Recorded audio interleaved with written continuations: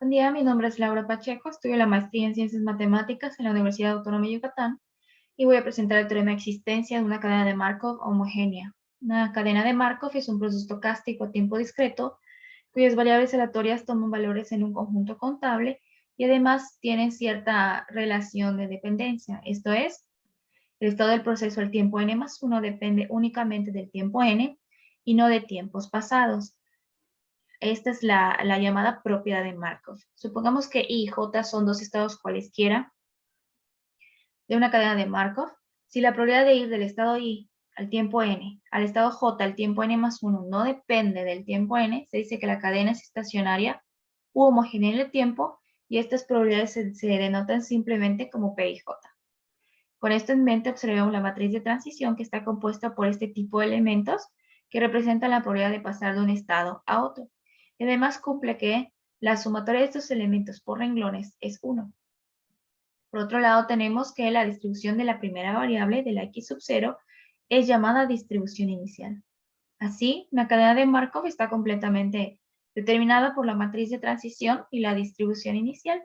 De manera precisa, tenemos que la distribución conjunta está involucrada en los términos de la probabilidad de iniciar en cierto estado y las probabilidades de la matriz de transición.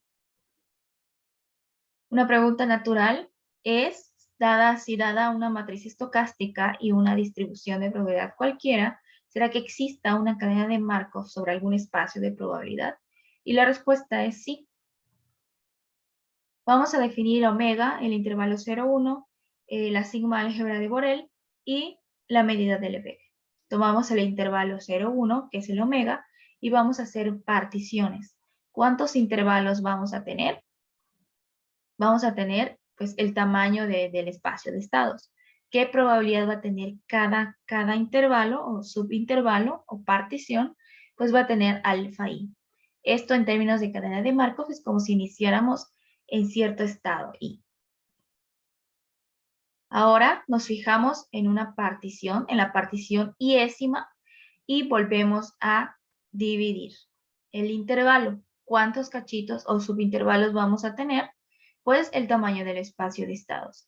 ¿Cuál es la probabilidad de cada uno de estos intervalos? Siguiendo la medida de Lebesgue, esta probabilidad va a ser la longitud que está dada por alfa i, p y j, con i fijo porque estamos en la iésima partición. De nuevo, si tomamos esta longitud y la volvemos a dividir, ¿cuántas divisiones? El tamaño del espacio de estados y calculamos la probabilidad, es decir, la longitud de ese intervalo sería AI, PIJ, PJK. Y así sucesivamente. Aquí se presenta una generalización en donde estas sucesiones de particiones van a tener esta longitud.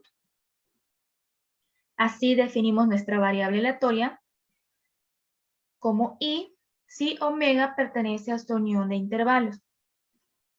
Así el conjunto dado coincide con este intervalo.